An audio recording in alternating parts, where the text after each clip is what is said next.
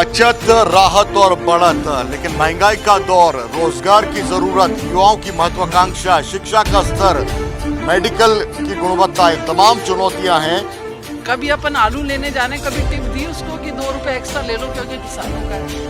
अनाप शनाप टैक्सेस ये हमको ही करने हैं। अगर गृहिणी आम बजट से प्रसन्न है तो निश्चित तौर पर ये सफलता का एक संकेत है। अच्छा वाला गैंगवार चल रहा है, ऐसे गैंगवार को बंद करें। सबसे बड़ा मुद्दा तो मेरा गैंगवार का ही है। जो काउंटर पे बैठता व्यापारी, दुकानदार जिसे हम बोलते हैं, उसे आज तक किसी भी सरकार ने 5 पैसे का भी कंट्रीब्यूशन नहीं दिया है। क्योंकि इसका इम्प्लीमेंटेशन पूरी तरह से होना नामुमकिन है। पहले तो राजस्थान सरकार को मैं कहना चाहूंगा कि उद्योगपति और व्यापारियों में डिफरेंशिएट करना चाहिए।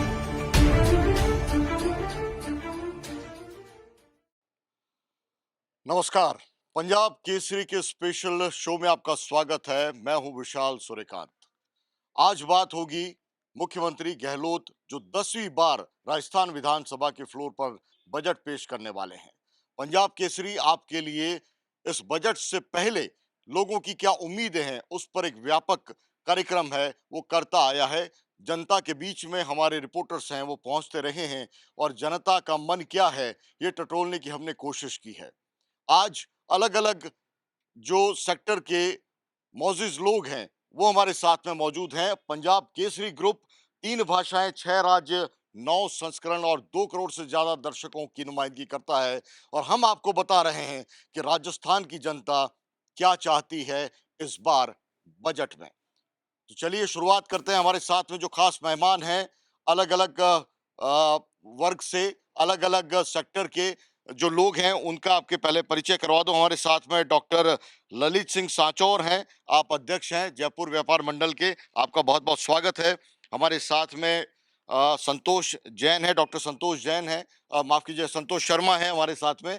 आप दीप हॉस्पिटल से हैं और डॉक्टर्स की क्या समस्याएं हैं, इस बजट से क्या उम्मीदें हैं, उस पर बात करेंगे। हमारे साथ में नटवर सारणा जी मौजूद हैं, राजस्थान के जाने माने सीए हैं और आर्थिक मामलों में लगातार आपकी टिप्पणियां हैं वो आती रही हैं। इस बजट से क्या उम्मीदें हैं हम ये जानेंगे। हमारे साथ में अभिषेक जैन है, वो मौजूद हैं, आप अभिभावक संघ से जुड़े हुए हैं।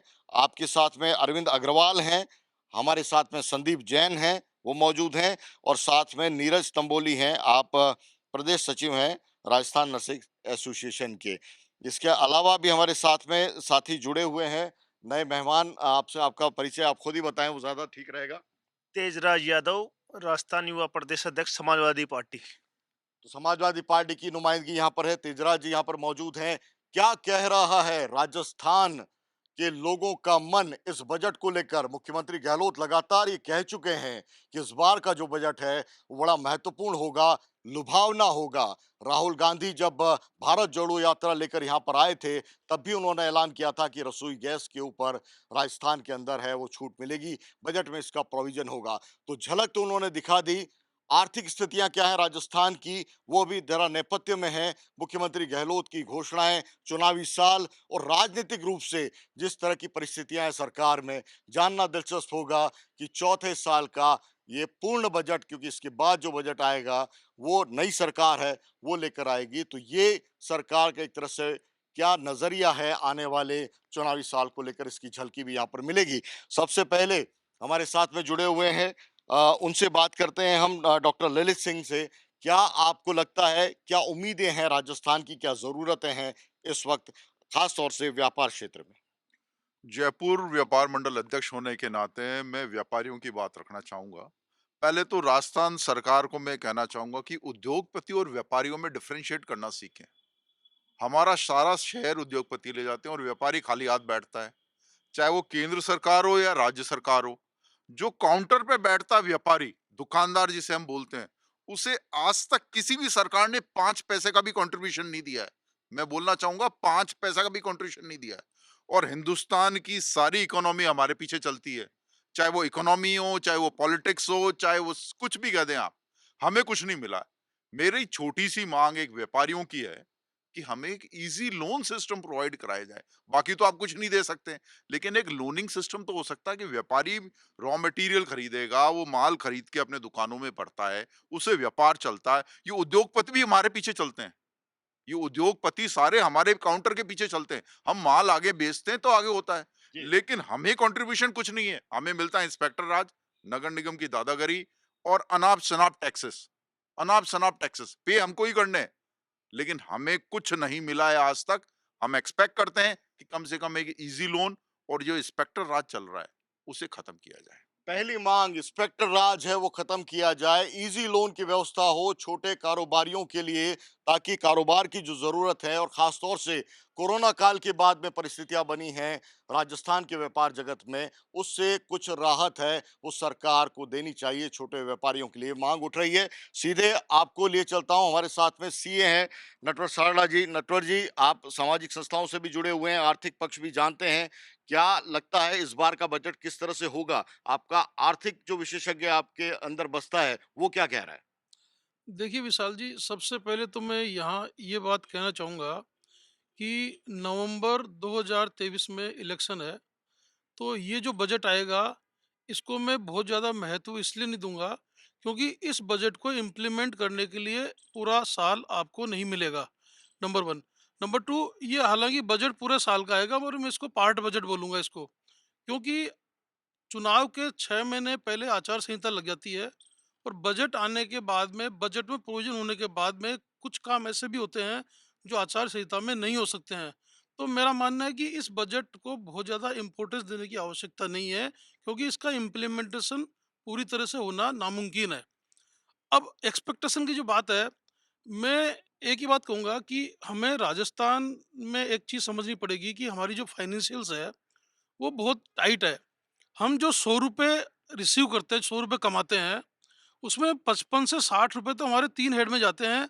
वो 3 हेड ऐसे हैं जो रुक नहीं सकते। सैलरी है, पेंशन है और इंटरेस्ट है, हम्म।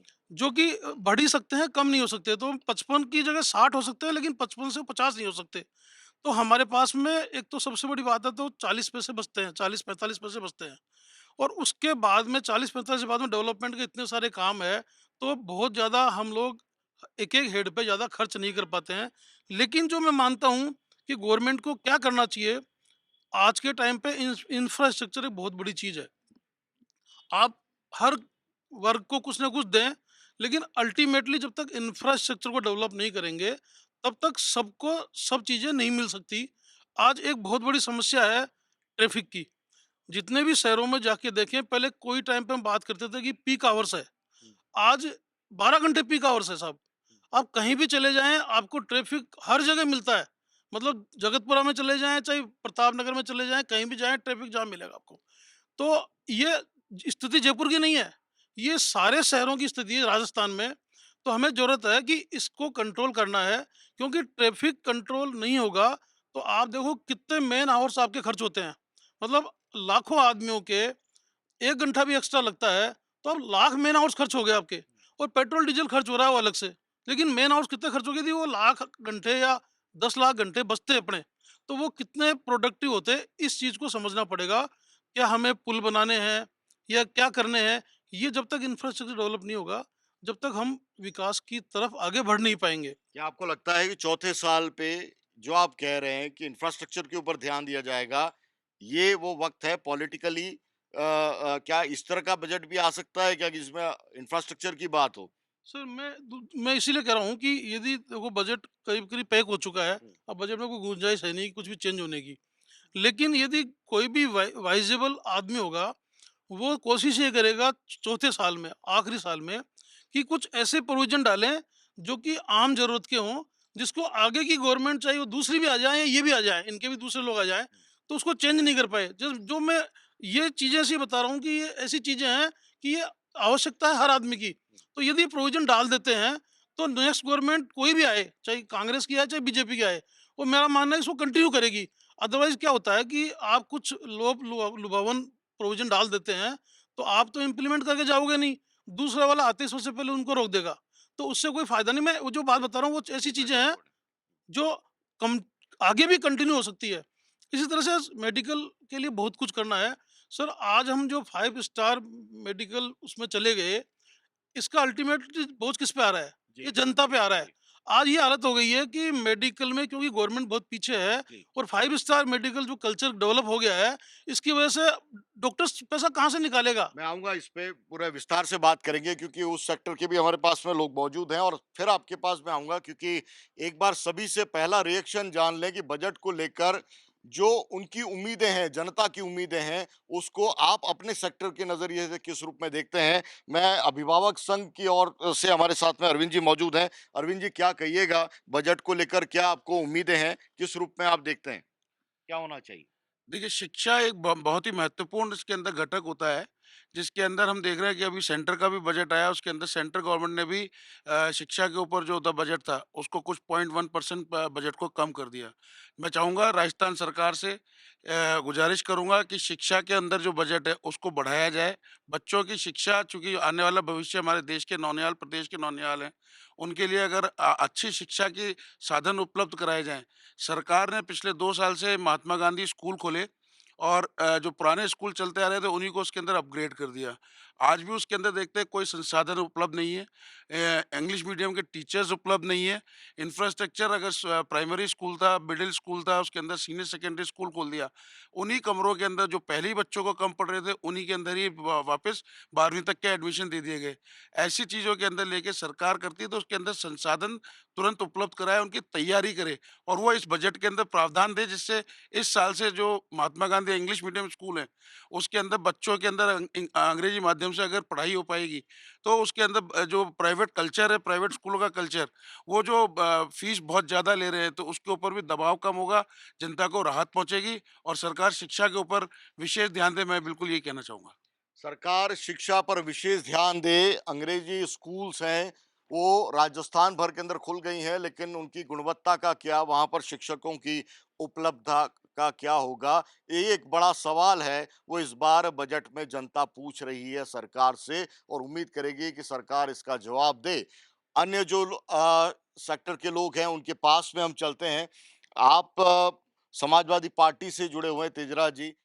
और सभी हमारे साथीगण ने कहा है कि शिक्षा के क्षेत्र में तो किसी ने महानुभाव ने अभी गांव की बात नहीं करी है। हुँ। तो गांव के अंदर आज के समय की अब बात करते हैं तो अभी सर्दी का टाइम है, बहुत ठंड पड़ रही है। गांव में रात को लाइट दे रहे हैं, दिन में बिल्कुल किसी प्रकार की कोई लाइटें नहीं आ रही है। बिजली का बिल माफ करने की बात हुई थी ना, वो माफ हो रही है।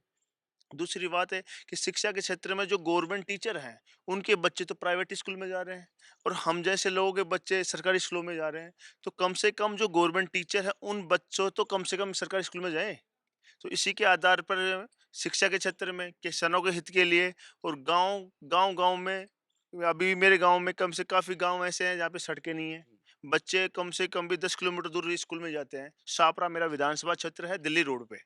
तो उसी उसी प्रकार से अगर मैं मेरे विधानसभा क्षेत्र की बात करता हूँ, जैसे कि लोग गर्ल्स है तो 10 किलोमीटर दूर जाने के लिए परेशान होती है कि मैं शिक्षा के क्षेत्र के लिए कहाँ जा पाऊंगी, कैसे जाऊं, डर।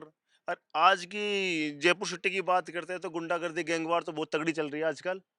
अच्छा वाला गैंगवार चल रहा है, ऐसा गैंगवार को बंद करें। सबसे बड़ा मुद्दा तो मेरा गैंगवार का ही है। गैंगवार है वो बंद होनी चाहिए। राजस्थान के अंदर लॉ एंड ऑर्डर का एक बड़ा मुद्दा बीते दिनों में सामने आया है और उसकी चिंता है वो राजस्थान की जनता के मन में है, यहाँ के परिवारों में है कि अगर राजस्थान के अंदर हम आर्थिक तरक्की की बात करते हैं लेकिन लॉ एंड ऑर्डर ठीक नहीं होगा तो फिर काम कैसे होगा। लेकिन एक बड़ा सेक्टर और है, वो है चिकित्सा का क्षेत्र। चिकित्सा के क्षेत्र से जुड़े लोग हमारे साथ में मौजूद हैं। सबसे पहले डॉक्टर संतोष शर्मा जी हैं, आपके पास मैं आऊँगा।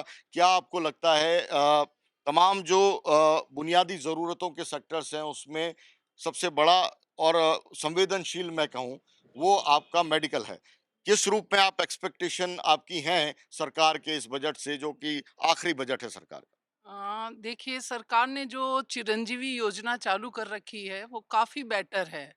लेकिन इसमें क्या है कि उन्होंने पेपर वर्क इतना कुछ इसको टिपिकल बना दिया है कि हर आदमी उसको नहीं कर सकता।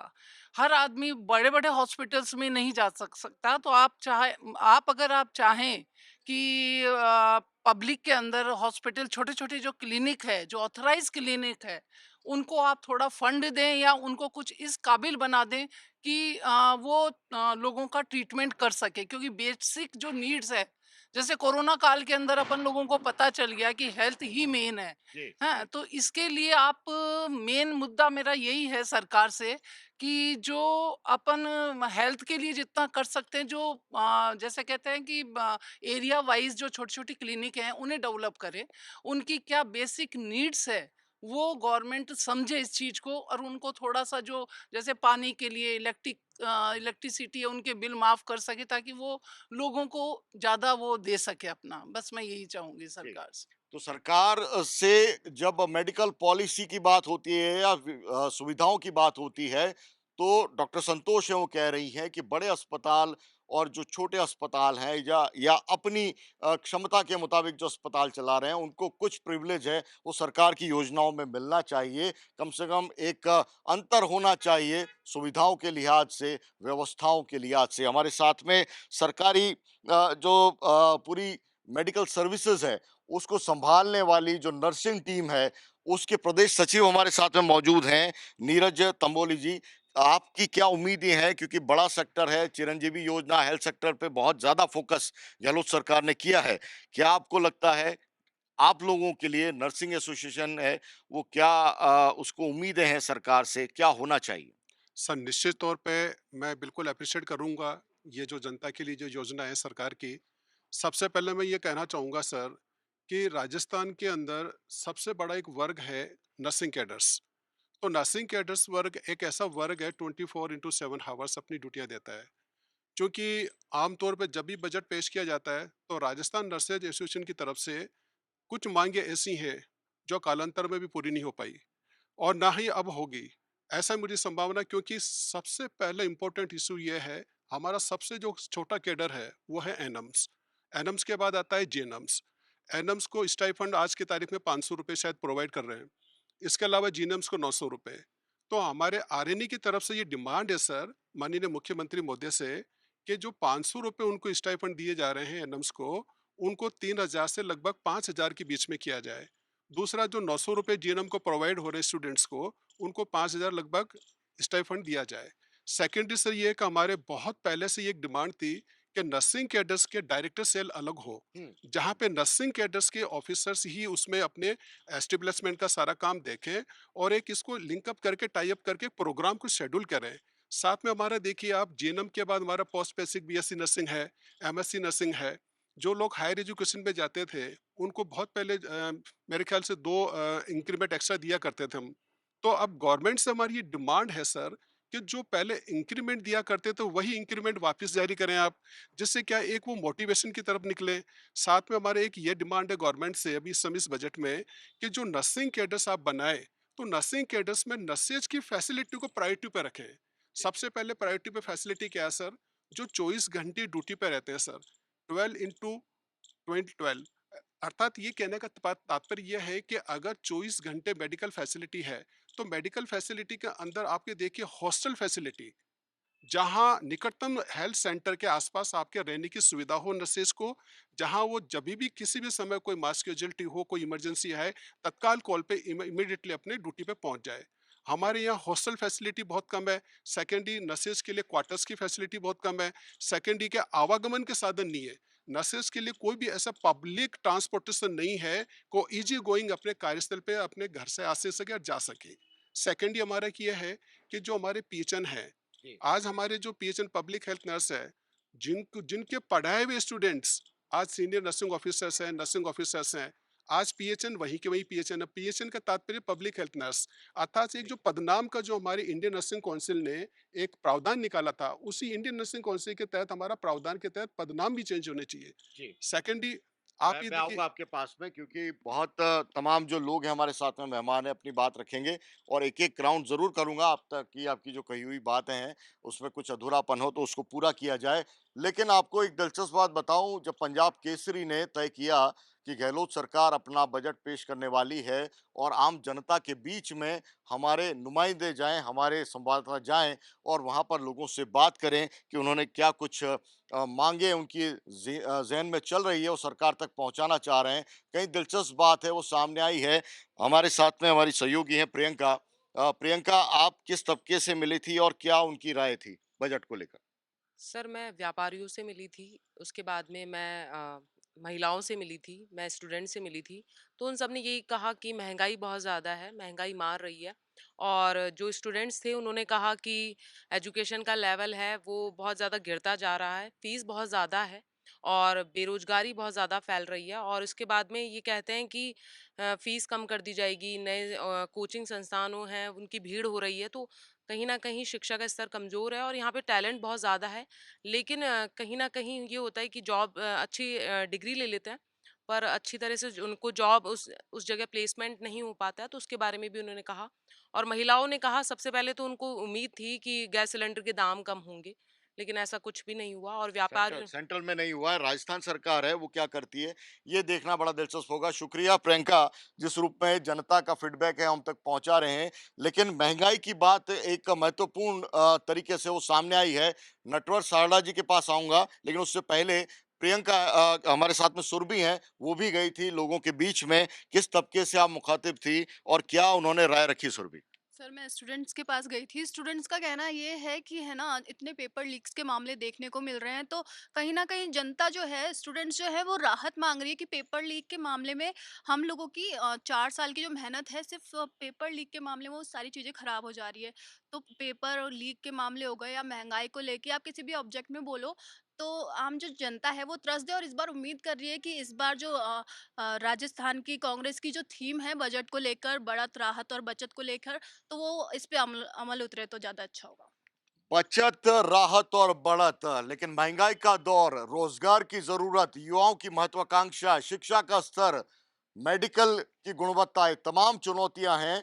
एक सीए हमारे साथ में, जैसे मैंने बताया था कि नटवर जी लगातार जुड़े हुए हैं। नटवर जी, आपसे जानना बड़ा दिलचस्प होगा कि जब महंगाई की बात होती है और साथ में नई संभावनाएं बड़ी आबादी के लिए वो भी ढूंढनी होती हैं, किस तरह से संतुलन साधा जाएगा राजस्थान सरकार की ओर से, खास तौर से जब पॉलिटिकली उस तरह से न तो सपोर्ट है और केंद्र सरकार पर लगातार आरोप भी लगाती रही है राज्य सरकार, क्योंकि दोनों ही जगह अलग पार्टी की सरकार है। कितना बड़ा चैलेंज है रोजगार की जरूरतों को पूरा भी करना और महंगाई को भी कम करना और साथ में वित्तीय संसाधन जुटाना। देखिए, इसमें किसी तरह भी गलत नहीं है कि मैं मानता हूँ इस बात को कि महँगाई ज़्यादा है। जो महँगाई का स्तर है आज, वो एक नॉर्मल लेवल से ज़्यादा है। महँगाई कम होनी चाहिए, लेकिन अभी कभी हम जब पूरे वर्ल्ड वाइड आंकड़े देखते हैं, तो ये महँगाई पूरे विश्व में ही बढ़ी है और विश्व से कंपैरिज़न करें तो निश्चित रूप से भारत में कम बढ़ी है।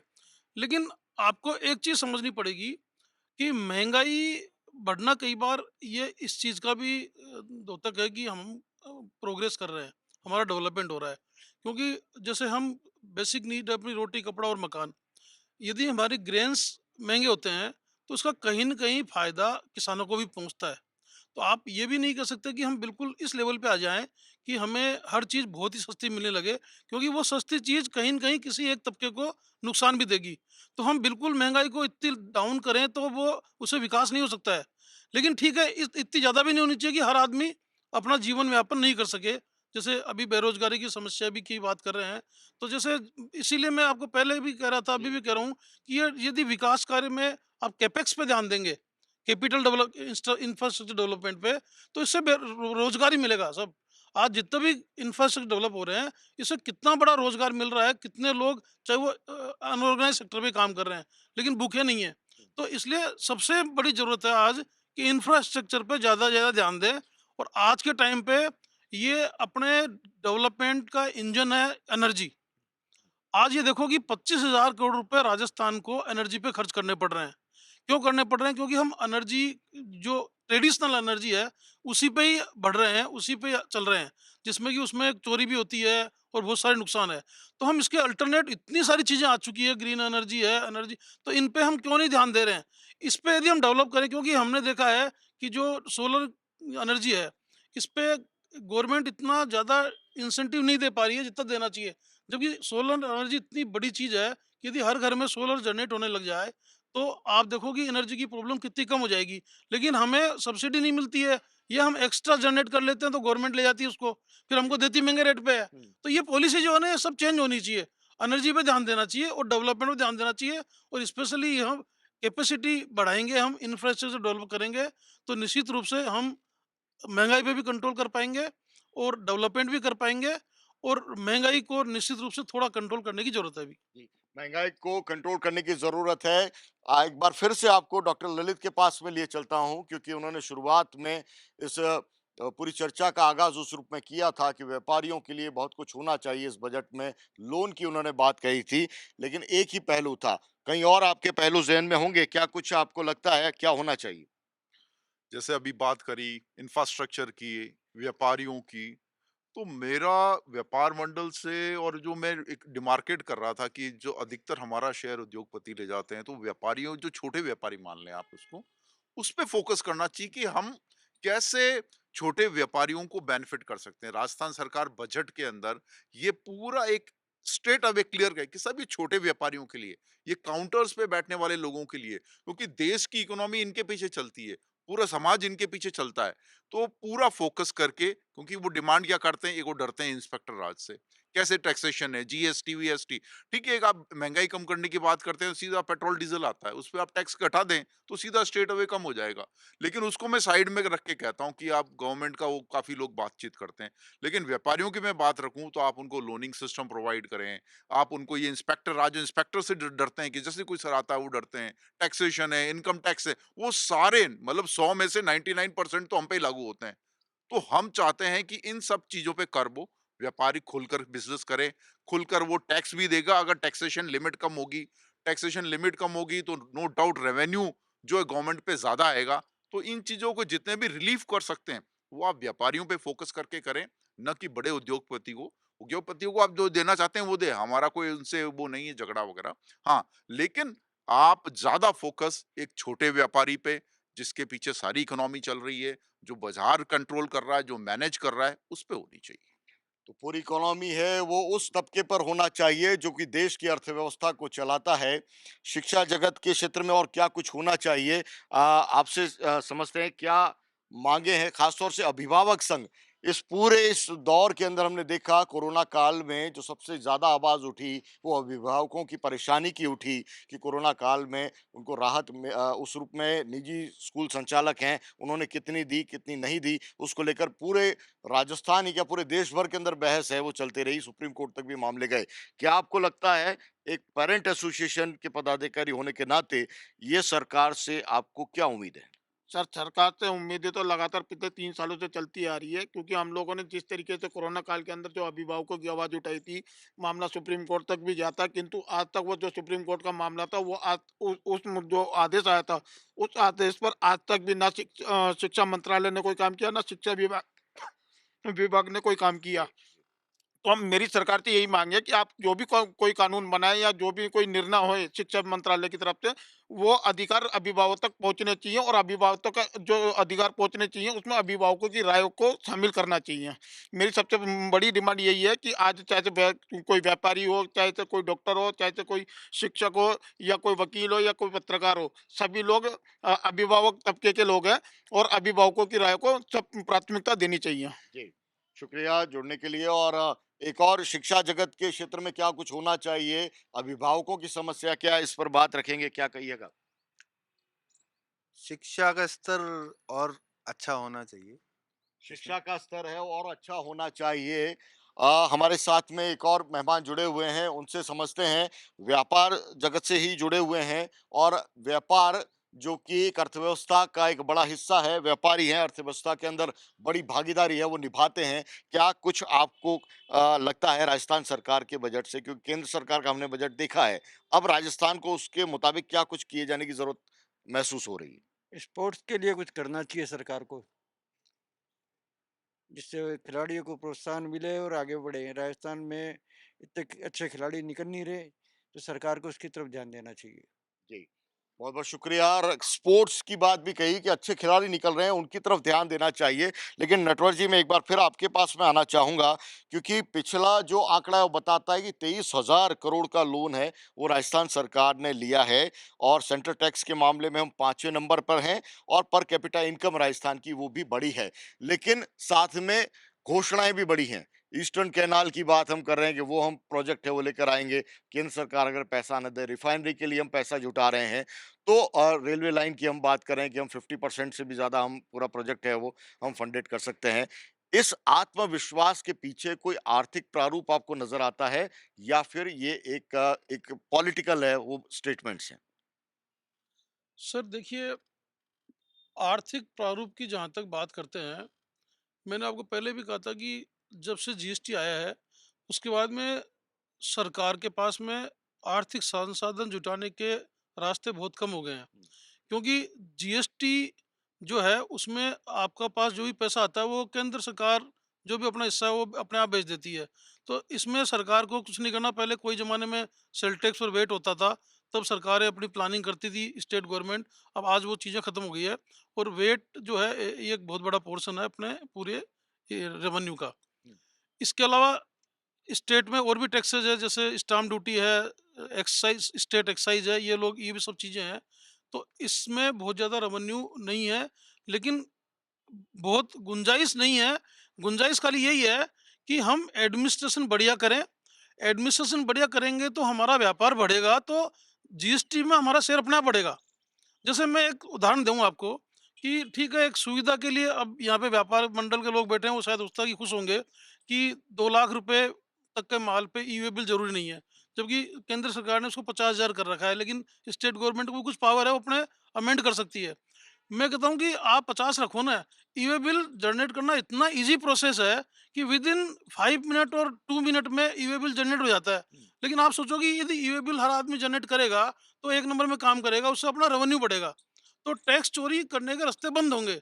तो आप एक तरफ छोटी-छोटी घोषणाएँ जो करते हो कि इसकी लिमिट बढ़ा दी, 2 लाख तक ज़रूरत नहीं है, इससे हो सकता है व्यापारी खुश हो जाए, लेकिन आप भी सोचो इससे चोरी भी बढ़ेगी। तो आप एडमिनिस्ट्रेशन अच्छा करें, तो आपका रेवेन्यू अपने आप बढ़ जाएगा। एडमिनिस्ट्रेशन अच्छा नहीं करेंगे तो फिर रेवेन्यू नहीं बढ़ेगा।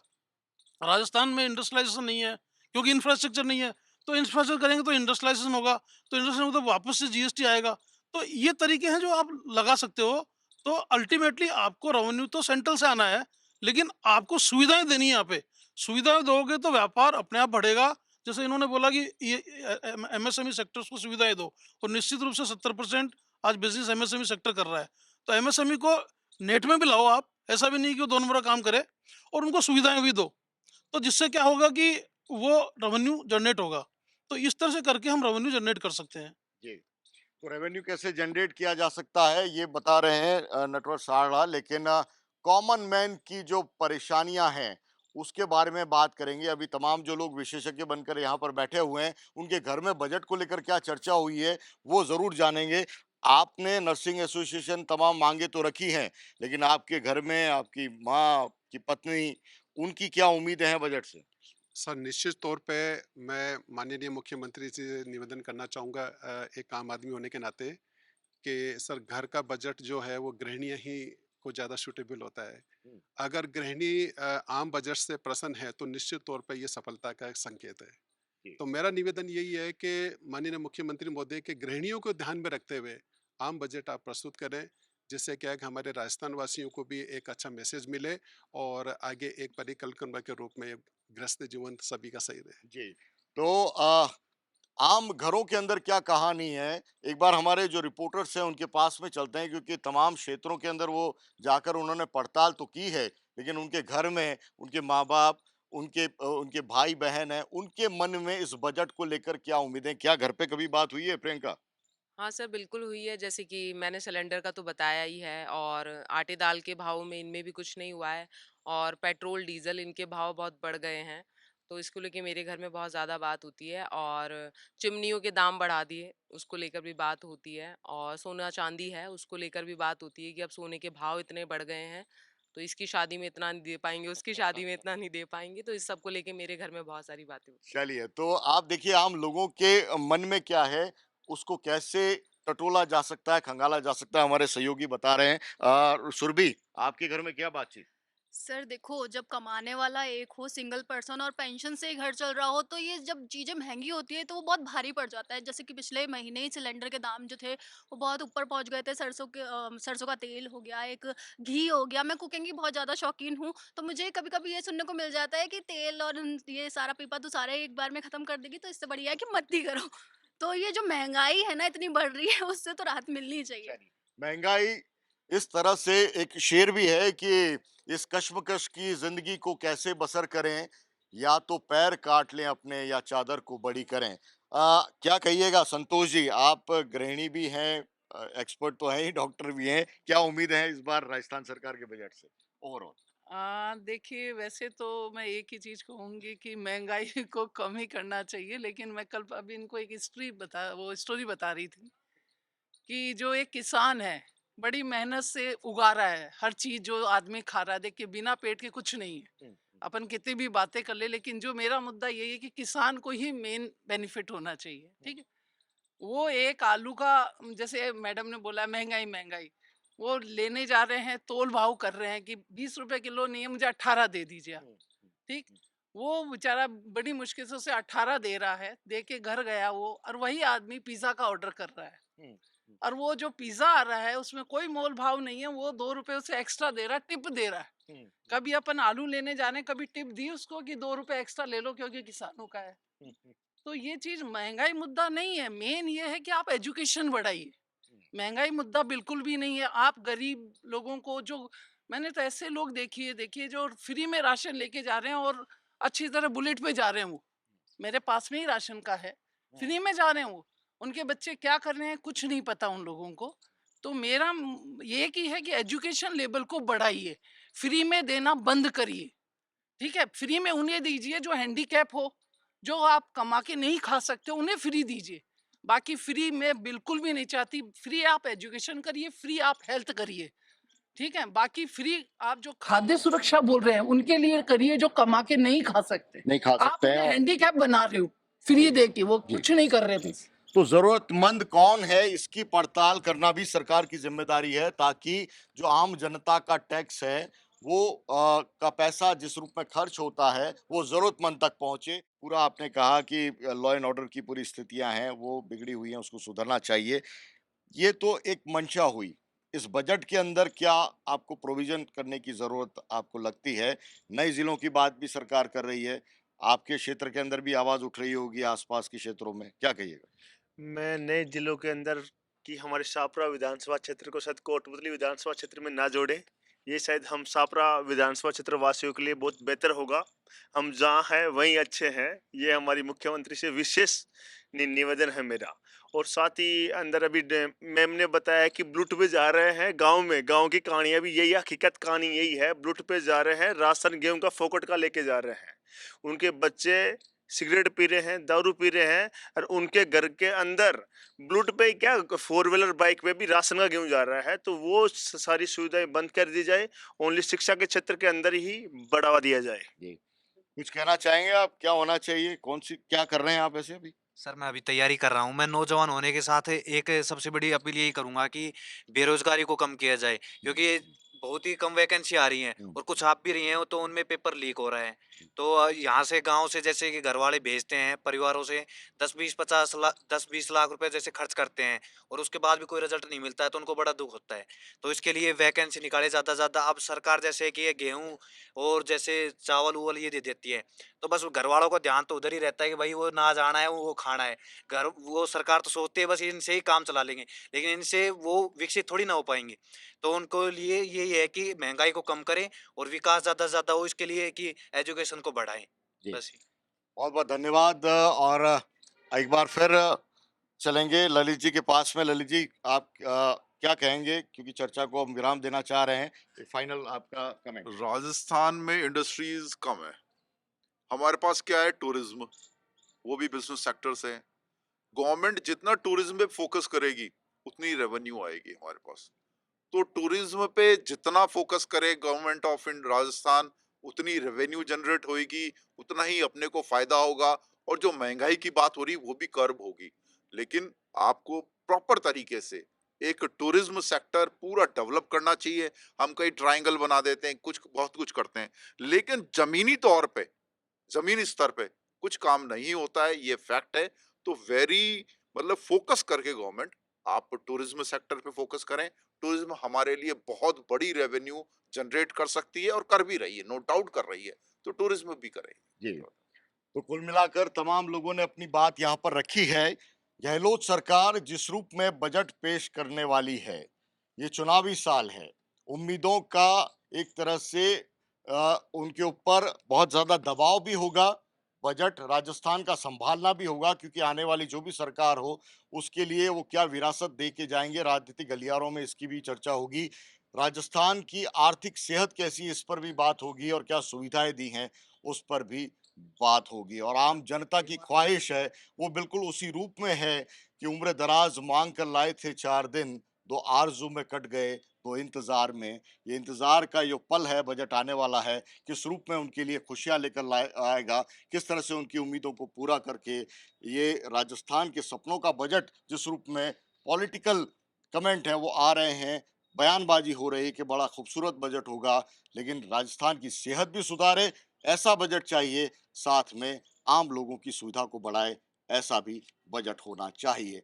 सहयोगी विक्रम हमारे कैमरा पर्सन हैं, हमारे साथ में कैमरा पर्सन किशन कुमार हैं, सहयोगी हरिनाम है, रौनक हैं, राहुल है, तमाम हमारी जो टीम है, उन सब की तरफ से आप सभी का शुक्रिया इस चर्चा में आने के लिए, इस चर्चा में जुड़ने के लिए, तमाम दर्शक जो हमारे देख रहे हैं, उनका बहुत-बहुत शुक्रिया। इस तरह की चर्चा हम बजट के बाद भी करेंगे, जिसमें तमाम जो लोगों की उम्मीदें थी, वो कितनी पूरी हो पाई हैं इस बजट के अंदर, उस पर बात होगी। मुझे दीजिए इजाज़त। नमस्कार।